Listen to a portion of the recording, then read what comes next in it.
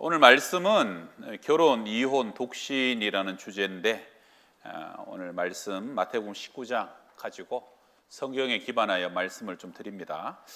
예수님이 공생애 하실 시절에 헤롯 안티파스가 임금이었는데 교활한 여우라고 표현하실 정도로 아주 간교한 왕이었죠. 그런데 이 헤롯 안티파가 동생 빌립의 아내 헤로디아를 취하여 자기 아내를 삼습니다. 헤로디아도 야망이 많은 여인이라 자기 남편이 별 볼 일 없으니까, 왕족이지만 별 볼 일 없으니까 오히려 힘과 권력을 진 오라버니에게, 아주버니에게 시집을 또 가버린 거죠. 그러니까 이제 대쪽 같은 세례 요한이 거기에 대해서 동생의 아내를 취한 것이 옳지 않다라고 책망하니까 헤롯이 그 세례 요한을 옥에 가둬버리죠. 그리고 이제 그 일이 계기가 되어서 결국은 세례 요한이 참수를 당하고 목배임을 당하고 순교 죽임을 당하게 됩니다. 이 핵심은 결혼과 또 재혼에 관한 이슈였잖아요. 예수님 시대나 지금이나 그러한 주제들은 상당히 예민합니다. 잘못 얘기하면 오해 살 수도 있고 또 잘못 얘기하면 좀 미움을 받을 수도 있는 주제인데, 그래서 그런지 오늘 바리새인들이 이 주제로 예수님을 시험하며 다가옵니다. 19장 3절에 바리새인들이 예수께 나와 그를 시험하여 이르되 사람이 어떤 이유가 있으면 그 아내를 버리는 것이 옳으니까? 우문현답이란 말이 있는데 주님은 어떠한 어리석은 질문에도 가르치시고 교훈하시고 진리를 드러내는 계기로 사용하시죠. 그래서 오늘 주님은 적지 않은 분량을 할애하여서 결혼이란 무엇이며 또 이혼의 기준은 무엇이고 또 오늘 독신에 관해서도 말씀을 하고 있습니다. 오늘 이제 5월 가정의 달 마지막 주일인데요. 오늘 여러분과 함께 말씀의 진리를 다시 한번 또 새기며 행복한 가정, 늘 복된 또 부부들 다 되시기를 축원합니다.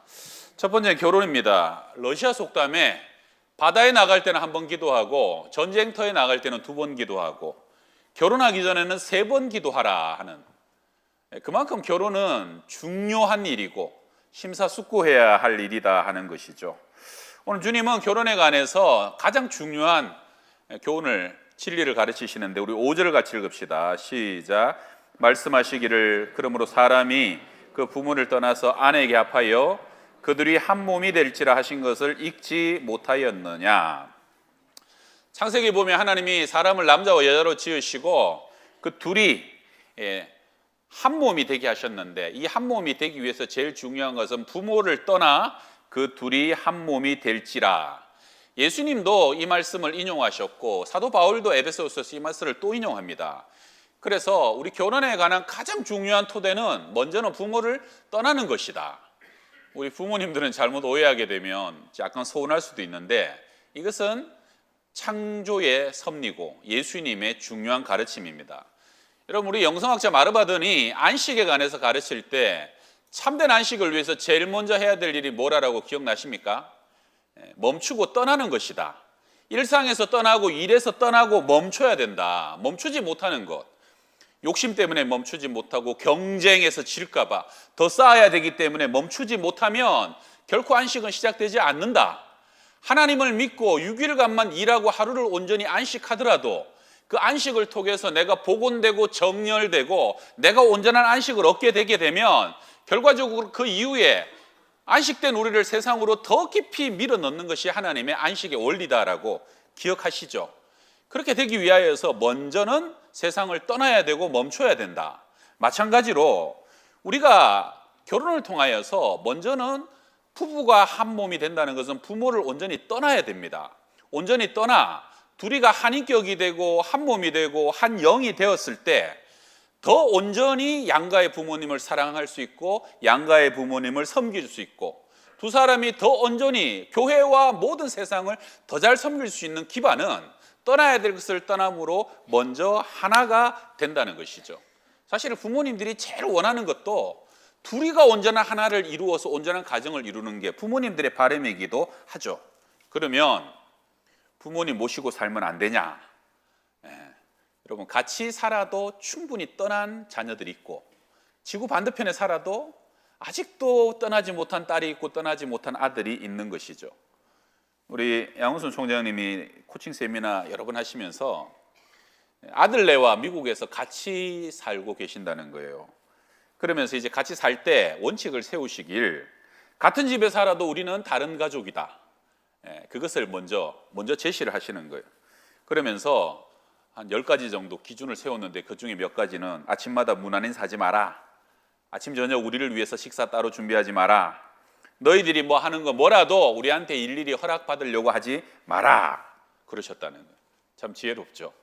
그러다가 이제 남편 목사님이 돌아가시고 난 뒤에 그 다음에 우리 자녀들이 이렇게 또 미국은 때때로 여행을 가잖아요. 아이들 데리고 여행을 가는데 이제 어머니 혼자 남으셨으니까 어머니를 남겨두고 가기도 좀 애매하고 그런 거 있잖아요. 근데 우리 총장님이 먼저 1불짜리, 5불짜리, 10불짜리, 20불짜리, 50불짜리 탁 바꿔와가지고 여행 갈 때 딱 주면서 이거 가지고 경비하고 용돈해라 라고 하면서 가는 사람도 기분 좋게 가고 또 총장님 마음속에도 또 혼자 남지만 오히려 축복하면서 떠나보내는 그러한 지혜를 우리 강의 중에 나눠주신 적이 있었습니다. 먼저 떠나보내는 것, 우리가 먼저 떠날 수 있는 것, 그것이 가정의 첫 번째 토대다. 그 속에서 온전히 하나가 되는 것이다. 자, 우리 6절 읽읍시다. 6절 시작. 그런즉 이제 둘이 아니요 한 몸이니 그러므로 하나님이 짝지어 주신 것을 사람이 나누지 못할지니라. 한 몸이 된다는 것은 엄청난 신비인데요. 여러분, 한 몸이 가까워요, 한 가족이 가까워요? 몸이 더 가깝죠. 가족은요, 형이 아파도 동생이 안 아플 수 있고, 가족은 형이 부자인데 동생은 가난뱅이로 살 수가 있지만, 여러분 몸은 눈에 티가 하나 들어가도 손끝에 가시가 하나 박혀도 온몸이 아파하고 그것이 제거되기 전까지는 어느 몸도 어느 지체도 자유롭지 못한 거 아닙니까? 한 몸은 사실상 사람에게는 산모와 뱃속에 아기가 하나 되어 있을 때 한 몸이다라고 해당되는데, 열왕기상의 3장에 보게 되면 두 창녀가 한 아기를 가지고 와가지고 서로 내 아기라고 우길 때 솔로몬이 칼 가져와라 그러죠. 저 칼로 저 아이를 반을 잘라갖고 나눠줘라 그러죠. 그 말이 떨어지기 무섭게 친자 엄마의 마음은 불붙기 시작합니다. 눈물을 흘리면서 저 여자에게 주어라고, 내가 거짓말했다고, 저 여자가 진짜 엄마라고. 그때 솔로몬이 알아보죠. 진짜 엄마는 마음이 불붙는 여인이 진짜 엄마다 하는 것이죠. 왜요? 한 몸이니까. 내 배 아파서 내 배에서 10달 동안 그렇게 해서 태어난 것이니까 그 아이를 베는 것은 나를 베는 것이고 그 아이가 죽는 것은 내가 죽는 거 아닙니까? 그게 바로 한 몸인데, 하나님께서 남편과 아내를 그렇게 한 몸으로 만드셔서 함께 아파하고 기뻐하고 함께 장차 생명의 은혜를 유업으로 받을 자로 그렇게 하나 되게 하셨다는 것을 믿으시길 바랍니다. 제가 또 좋아하는 말씀 베드로전서 3장 7절인데 우리 말씀 같이 읽어봐요. 시작.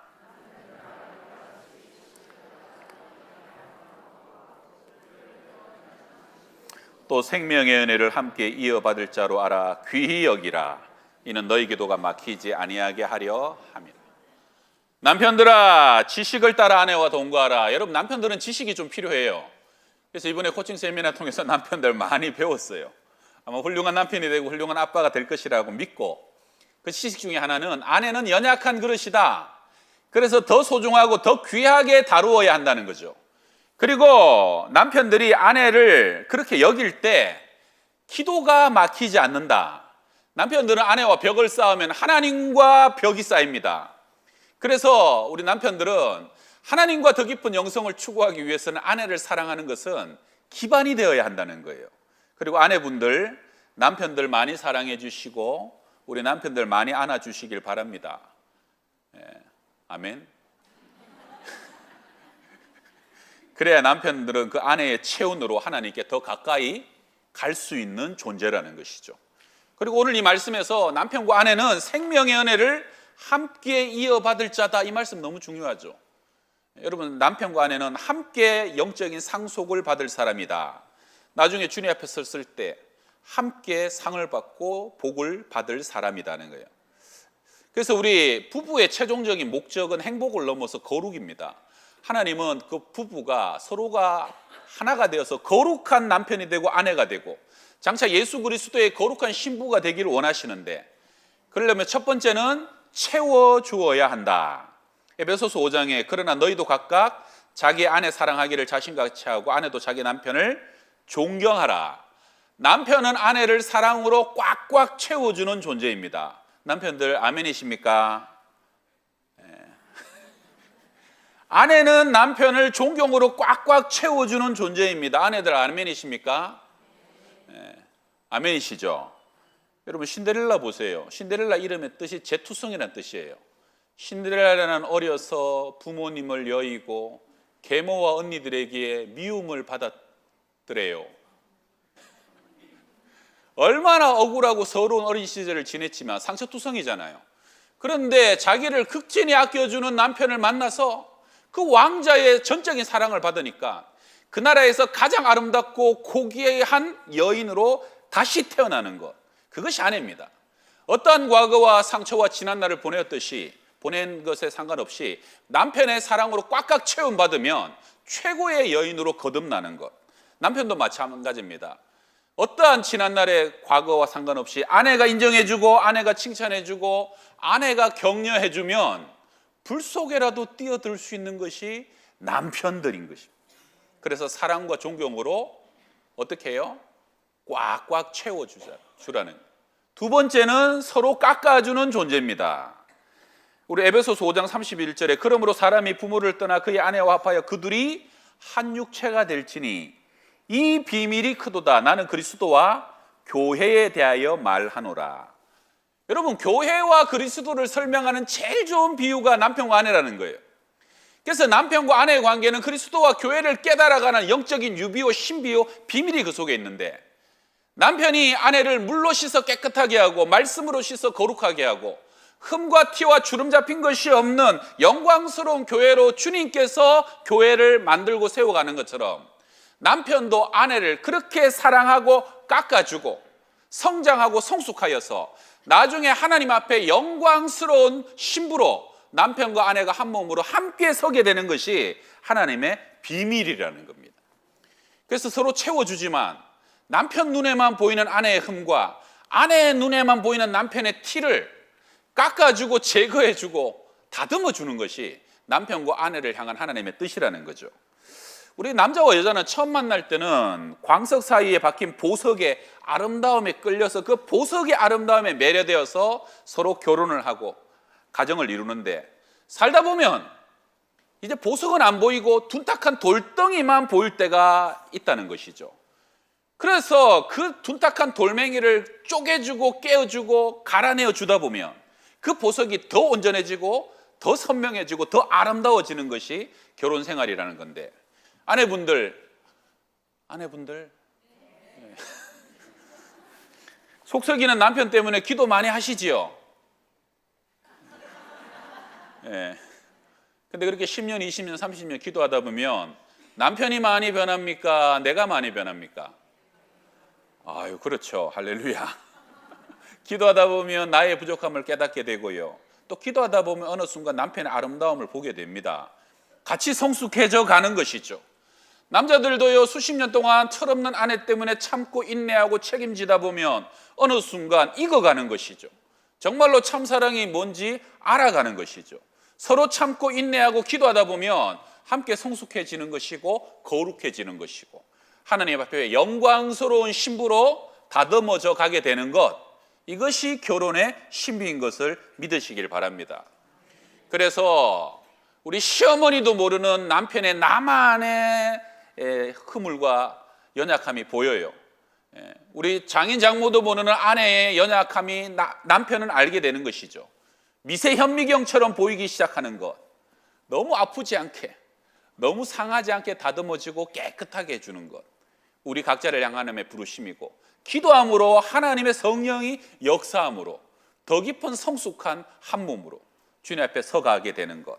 자, 5장 27절, 에베소서 5장 27절 같이 읽읍시다. 시작. 자기 앞에 영광스러운 교회로 세우사 티나 주름 잡힌 것이나 이런 것들이 없이 거룩하고 흠이 없게 하려 하심이니라. 내 아내 때문에, 내 남편 때문에 장차 주님 앞에 더 흠없고 티 없는, 주름 없는 영광스러운 신부가 다 되시기를 주의 이름으로 축원합니다. 두 번째는 이혼입니다. 서양의 우스갯소리에 여보, 당신 아이랑 내 아이가 싸우는데 우리 아이가 말리고 있다네. 무슨 얘기입니까? 재혼 가정이에요. 결혼할 때 아내도 애를 데려오고 남편도 애를 데려왔는데 둘이 결혼해서 또 애를 낳았더니 앞에 둘이가 세우는데 새로 낳은 애가 말리고 있다는 그 얘기인 거예요. 근데 이런 얘기를 앞으로 더 자주 들을 수 있다. 오늘 본문의 정황은요, 예수님 시대의 여성의 인권이란 전혀 찾아볼 수 없는 때를 배경으로 합니다. 여자는, 그 시대 여자는 남자가요 지참금을 주고 사오다시피 하는 존재였기 때문에 그러한 가부장적인 사회 속에서 여인들은, 아내들은 쉽게 버림당하고 쉽게 인권을 유린당하기도 했습니다. 우리나라도 여러분 몇십 년 전만 해도 여자들이 아들 못 낳는다 해서 소박해서 그냥 친정 보내버리고, 심지어 애 못 낳는다고 멀쩡한 뭐예요? 조강지처 앞에 첩시를 같은 집에 데려와가지고 그냥 아내를 둘을 두고 셋을 두고, 그래도 아무 말도 못하는 게 여자들의 고통이었잖아요. 자, 오늘 7절 보세요. 우리 7, 8, 9절 읽어봅시다. 시작.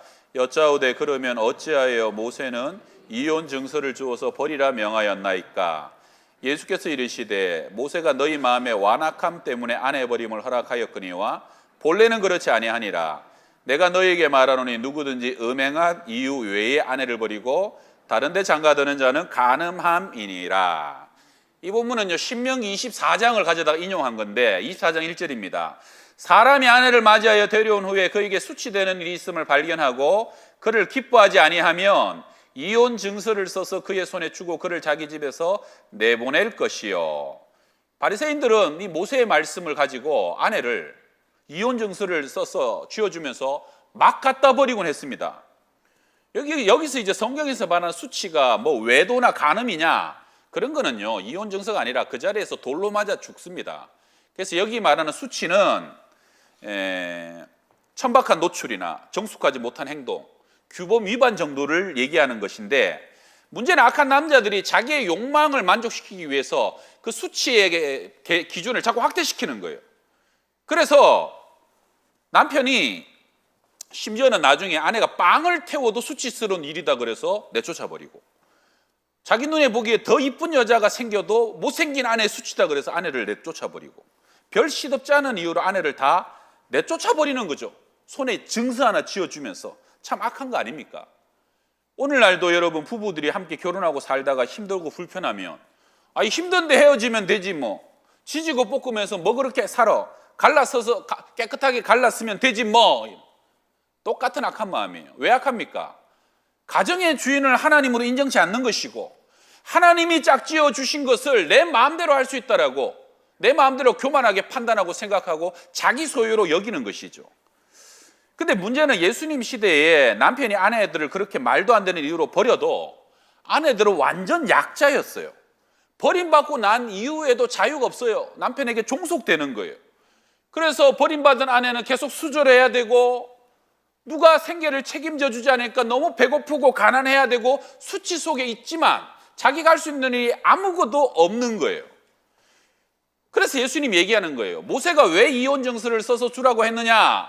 그 불쌍한 여인들이 이제는 완전한 자유함을 누리도록 확실히 갈라섰다, 확실히 이제는 예속되지도 종속되지도 않기 때문에 이제는 버림받은 여인들이 다시금 누군가에게 사랑을 받을 수 있도록, 다시는 누군가와 함께 만나 가정을 이루며 건강한 가정, 자녀를 생산하여 그 기쁨을 누리고 노후도 보장받기 위하여서, 그래서 모세가 이혼 증서를 써서 내보내라고 한 것인데, 여러분 하나님은요 항상 그분의 관심은 법에 있지 아니하고 연약한 자녀들을 보호하는데 긍휼과 사랑에 관심이 있는 것을 기억하시기 바랍니다. 이혼하면 안 돼, 이혼은 나쁜 거야, 하나님 법을 어기는 거야, 그렇게만 몰아갈 것이 아니라 모든 율법의 완성은 사랑이라는 것을 꼭 기억하시면 좋겠습니다. 이것은 오늘날도 마찬가지인데, 이미 이혼하신 분들, 이혼한 자기 자신을 너무 정죄하지 마시길 바랍니다. 어쩌면 예수님 시대의 그 연약한 여인들처럼 이 악한 시대가 두 사람을 갈라놓고 이혼할 수밖에 없도록 몰아감으로 인하여서 이 시대 속에 피해자가 됐을 수도 있는 것이죠.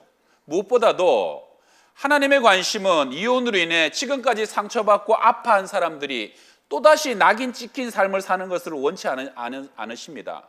하나님은 그분들을 보호하시고 어떻게든 치유받고 회복되어서 새롭게 일어나 힘있게 살아가길 원하시는 하나님입니다. 그래서 우리 중에 이미 이혼하고 헤어지신 분이 있다면, 여러분 사실은 이혼율이 30%지만 정서적으로 헤어지지 않았지만 이혼한 것처럼 살아가는 가정들은 50%가 넘는다고 합니다. 충분히 고통스럽고 많은 대가를 지불하셨잖아요. 이제는 할 수 있다면 주님 안에서 치유받으시고 말씀과 은혜 안에 회복하시고 다시 사랑할 수 있는 영적인 심적인 준비를 하셔서 할 수만 있다면 좋은 배우자를 만나 다시 믿음의 가정으로 복되게 살아가실 수 있기를 바랍니다. 세상에는 의인도 없고 완전한 사람도 없습니다. 그러나 어떠한 어려운 상황과 실패 같은 생활 속에서도 하나님을 바라보고 의지하면 하나님은 미쁘시고 의로우사 수치의 무화과 나뭇잎의 치마를 벗기시고 그리스도의 의의 옷을 다시 입히셔서 당당하게 믿음으로 복되게 살아가는 것을 원하는 것이 하나님의 뜻인 것을 꼭 믿으시기를 바랍니다. 마지막 세 번째는 독신입니다. 요즘 청년들이 왜 이렇게 결혼을 기피하나? 몇 년 전에 한국 여성정책연구원이 6천 명을 대상으로 설문조사를 했더니 첫 번째 이유는 일이 더 좋다는 거예요. 자기 자신의 일을 결혼이나 자녀 양육보다 더 중요하게 생각하기 때문에. 두 번째는 여성들의 경우에는 결혼해서 출산하거나 자녀를 양육하다 보면 커리어도 단절되고 자기도 원치 않지만 잃어버리게 되는 것이 너무 많기 때문에, 그래서 20대 초반만 돼도 나는 아예 결혼 안 한 비혼족입니다 라고 선포하는 청년들이 자꾸 많아진다는 것이죠. 그런가 하면 또 어떤 사람들은 결혼을 하고 싶은데 환경 때문에 포기하는 이들도 많이 늘어난답니다. 결혼 비용이 너무 많기 때문에 그 벽이 높아서 내 집을 어떻게 마련하나, 출산 이후에 아이들을 양육하려면 수억이 든다는데 엄두가 안 나는 거죠. 어떤 분들은 결혼하고 싶은데 정년기를 놓쳐서 자연스럽게 나이가 들어버린 분들도 있죠. 두 가지로 좀 나눠보고 싶은데, 먼저는 건강하지 못한 독신들. 사실은 우리 교회는 이 이혼 이슈보다 이 나이 든 청년들의 독신 이슈가 훨씬 많은 가정에 해당되는데, 건강하지 못한 독신, 외로움은 싫어 그러나 책임지는 것은 더 싫어, 이러한 마인드를 가진 청년들이 많답니다. 그래갖고 적절히 외로움을 달래지만 책임지기는 싫다. 인생이란 오직 내 행복과 내 만족, 내 유익을 위해서 살아가는 것이 가장 지혜로운 거 아니냐. 돈이든 시간이든 왜 내가 벌어서 남을 위해서 희생하면서 살아가야 되냐. 나만을 위해서 안정되게 평화롭게 재밌게 살아가야지. 여러분, 이런 생각은요, 좀 죄송하지만 되게 비복음적인 생각이에요. 왜 비복음적이냐? 여러분, 그 사람 본인은 자기 힘으로 살았어요. 다 도움받아서 이만큼 태어나고 양육받고 사랑받아서 이만큼 세워졌으면서 입 싹 닫고 나는 아무것도 안 하겠다. 그거 얼마나 비복음적이고 사실 복음을 떠나서 윤리와 상식적인 것에도 어긋나는 생각이죠. 기독교적인 가치관은 나를 소중히 여겨야 하지만 나의 행복과 만족과 유익만을 위해서 사는 것이 하나님의 뜻은 아닙니다. 또 그렇게 나만을 위해서 산다고 한들 그것이 수십 년 지나 결코 나의 행복으로 귀결되어지지도 않습니다. 여러분, 하나님의 가장 큰 명령은 뭡니까? 하나님을 사랑하고 내 이웃을 내 몸과 같이 사랑하라. 한마디로 말하면 사랑하는 거예요. 우리는 세상에 와서 사랑하는 것이 무엇인지를 배우고 그 사랑을 받고 그 사랑을 나누고 베풀기 위해서 지원받은 존재 아닙니까? 그 사랑의 정점에 있는 것은 한 아내를 사랑하는 것이고 한 남편을 사랑하는 것입니다. 그리고 두 사람이 나를 닮은 자녀를 낳아서 그 자녀를 기르면서 정말로 눈물과 기쁨과 애환과 탄식 속에서 이것이 하나님 아버지의 사랑인가 하는 것을 배워가는 것이고, 그래야 해서 우리가 결혼 생활과 자녀를 기르면서 더 큰 사랑을 깨달아가는 것이죠. 우리 인생의 봄, 여름, 가을을 지나서 겨울이 올 텐데, 인생의 겨울에 하나님 앞에 섰을 때 하나님이 내 인생의 성적표를 내놔라 그럴 때 첫 번째 성적표가 뭡니까? 얼마나 사랑했느냐예요. 많이 배우고 많이 소유하고 대단한 일을 한 것도 중요하지만 얼마나 내 가족을 사랑하고 내가 받은 사랑을 전하면서 나누면서 희생하면서 살았느냐 하는 것이 첫 번째 성적표가 될 터인데, 그때 하나님 앞에 부끄럽지 않은 성적표를 내어놓으면서 그 사랑받아 내가 내 아내를 이렇게 사랑하려고 노력했고 내 자녀들을 이렇게 사랑하려고 헌신했습니다 할 때 그 삶은 헛되지 않은 것이죠. 그래서 사랑의 마지막 종착점은 사랑으로 서로 종노릇하는 겁니다. 죽기까지 우리를 위하여서 자기를 십자가에 내어주신 예수 그리스도를 닮아 내가 내 배우자와 내 가족을 위하여, 내가 내 교회를 위하여서 기쁨으로 헌신하고 나를 기꺼이 내어놓는 사랑의 종노릇하는 게 사랑의 최고봉이 된다는 것입니다. 그래서 만약에 우리 중에 좀 죄송하지만 내 만족과 내 유익과 내 편리를 위해서 독신을 고집하는 분들이 있다면 독신의 동기를 잘 살펴보시고 다시 한번 고민해 보시기를 바랍니다. 제가 이런 설교했다가 다음 주부터 교회 옮겨버리고 그러지 마시고 이게 잘못 얘기하면 교회는 미움받는다니까요. 두 번째는 건강한 독신. 사실 제가 오늘 이 얘기하고 싶어서 독신을 일부러 넣었어요. 건강한 독신입니다. 창세기에 생육하고 번성하라. 그러니까 잔말 말고 무조건 결혼해야 된다. 그게 하나님 뜻인가? 결혼은 정상이고 결혼하지 않은 것은 비정상이다. 그게 맞습니까? 사람의 독처하는 것이 좋지 못하니 라고 말씀하셨으니까 독처하면 안 된다. 원론적으로 맞는 말씀이고요. 원칙적인 말씀이죠. 이게 대전적인 가르침이긴 합니다. 그러나 오늘 제가 말씀드리고 싶은 것은 특별한 부르심이 있다는 겁니다. 예수님 결혼했나요? 안 했나요? 안 했죠. 이것처럼 큰 위로가 어디 있어요? 바울 결혼했나요? 안 했나요? 안 했죠. 가장 위대한 사도도 우리 주님도 독신으로 살았다. 결론부터 말씀드리면 내가 믿음 안에서 독신으로 부름받으신 분은 당당하고 자신 있는 독신이 되시기를 바랍니다. 아멘이십니까? 해당되는 분이 많지 않기 때문에 아멘인 줄 믿고. 자, 고린도전서 7장 7절 읽읍시다. 시작. 나는 모든 사람이 나와 같기를 원하노라. 그러나 각각 하나님께 받은 자기의 은사가 있으니 이 사람은 이러하고 저 사람은 저러하니라. 바울은요, 모든 사람은 하나님께서 각자 부르신 은사가 다른데 나는 독신으로 부름받았다. 그래서 하나님을 섬기고 믿음으로 충성하는 것. 다른 사람도 만약에 나와 같은 부르심을 받았다면 나와 같이 되기를 원한다라고 적극적으로 권고하는 것이 바울입니다. 가톨릭 신부들은 독신으로 살잖아요. 우리 같은 성직자인데 독신이죠.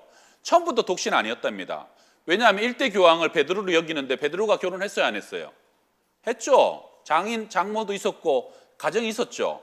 그런데 그래서 처음에는 가톨릭 신부들도 결혼해서 가족과 함께 살았는데 주후 200년쯤에 독신으로 선언하게 되는 계기가 있었다는 거예요. 왜냐하면 점점 가정을 이루고 자녀를 이루다 보니까 이게 아골골짝 빈들에도 복음 들고 가야 되는데 아이들 때문에 못 가고 아내 때문에 못 가다 보니까, 그래서 우리 가톨릭 사제들은 어떠한 부르심과 어떠한 사역도 아멘하고 갈 수 있도록 독신을 선언하게 되었다는 겁니다. 제가 이번 주에 우연히 TV에서 신부님이 이렇게 대담하는 걸 봤어요. 그래서 사회자가 신부님 결혼 안 하고 독신으로 사니까 어떠셔요? 하고 묻더라고요. 저도 궁금해서 봤는데 그 신부님이 너무 행복하다는, 왜 행복하냐? 자기는 저녁에 많은 시간 속에 책을 보고 성경을 연구하고 그리고 새벽이고 밤이고 어떨 때라도 성도들이 부르면 그냥 달려갈 수 있는 5분 대기조가 되어 있고 그러면서 어디를 가든 무엇을 하든 하나님이 지구 반대편을 가라고 하시면 내일이라도 짐 싸들고 갈 수 있는 자기의 삶이 만족스럽다는 거예요. 그러면서 뭐라 그러냐면 예수 그리스도가 나의 신랑이기 때문에 나는 이 삶을 후회해 본 적이 없다는 거죠. 우리 고린도전서 7장에 보게 되면 너희가 염려 없기를 원하노라. 장가가지 않은 자는 주의 일을 염려하여 어찌하여 주를 기쁘시게 할까 하되 장가간 자는 세상 일을 염려하여 어찌하여 아내를 기쁘게 할까 하여. 디모데전서 5장에도 참 과부가 나오죠. 하나님께 소망을 두어, 남편이 떠난 이후에 하나님께만 소망을 두어 항상 간구와 기도를 하며 하나님께 헌신하는 참 과부를 존대하라라고 성경은 얘기합니다.